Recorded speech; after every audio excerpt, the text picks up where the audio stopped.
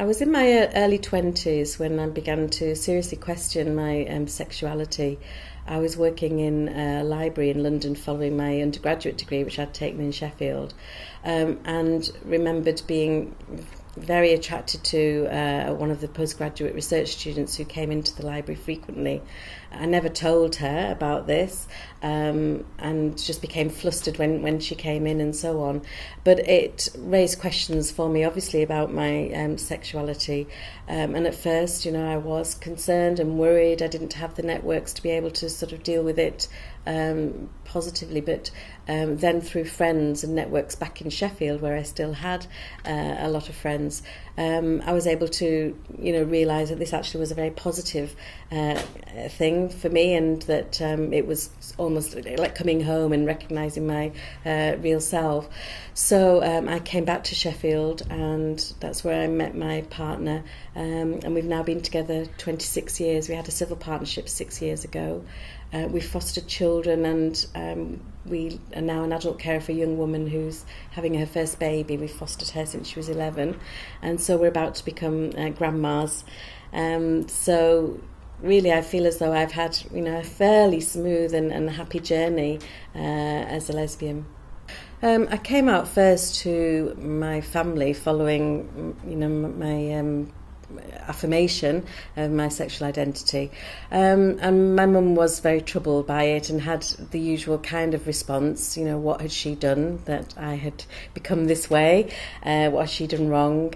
How sad she wasn't going to see me walk up the aisle with a white wedding dress and have grandchildren and all that kind of thing.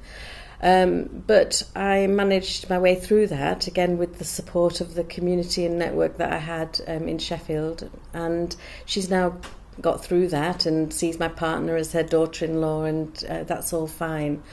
In terms of my professional identity, following my stint as a librarian, I decided that I wanted to become a primary school teacher. And in my first job, I actually was quite paranoid that the parents would find out that I was a lesbian and then complain to the head teacher about me, and I envisaged getting the sack and so on. And I think looking back, it was a mistake that I didn't come out to the school community and the parents, because it was around the time of Clause 28, and I was quite active in opposition to that. So I went on marches, we did all kinds of actions against Clause 28. So of course people would have recognised me in those circumstances. And it came to a crunch one day when I took one of the parents to the social services for a meeting after school. And she said to me as I was driving along, Miss Marsh, people say that you're a lemon, is that right? Lemon being a word for lesbian in that community.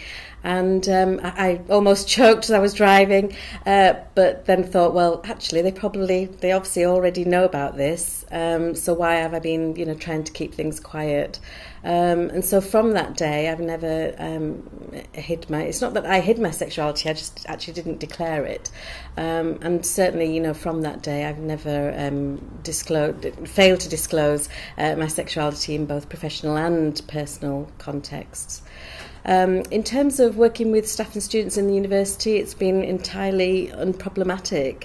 I disclose my sexuality when it's necessary and when it's relevant, and I certainly haven't encountered any negative responses, but I know that I would have the support of the university if I were to do so. I'm proud to be working at a university that takes seriously issues relating to LGBT staff and students. The university set up the network. It's proactive rather than reactive, so it set up the LGBT network a few years ago. So I do feel that if I did encounter any problems whatsoever because of my sexuality, that I would have the full support of the university. In terms of the city, I think my support in the city has been with my friends and networks, and I know that the Sheffield City Council have given funding to a range of LGBT networks in the past when they've had the funds to do so, and I would hope those groups could be continued, because I think they're absolutely vital for young lesbian and gay, bisexual and transgender youngsters in the city. If I had decided not to come out, I think I would have missed peace of mind, being out both in a professional and personal context means that I don't have to worry about how I present myself. People take me as they find me, and I think that not coming out actually must eat away to your self-confidence, and so I would advocate, if people felt that they were able to come out. I think that we often fear. Our fear is much worse than the actual reality. So, when I was a young teacher, I'd imagine being hauled in front of the head teacher and, threatened with the sack and so on. This was around the time of Clause 28, so things were quite heightened around then. But looking back, there's no way that would have happened. The head teacher would have been fully supportive of me, and the parents were obviously supportive of me, even if they did, gossip outside of the school gates. So I think it's very much about self-confidence and peace of mind that one achieves when coming out. One thing that's made a huge difference to my life is the networks that I have with the lesbian community in Sheffield, and I think that's very important. So, if you're feeling isolated and questioning your sexuality, I would say really, the first and important thing to do is to find those networks which are out there, through helplines or chat lines and so on, because it's absolutely crucial. The lesbian, gay, bisexual, transgender community becomes your extended family, and is very important to you, throughout your life. So I think for me, that has been the most significant aspect of my successful and happy life as a lesbian.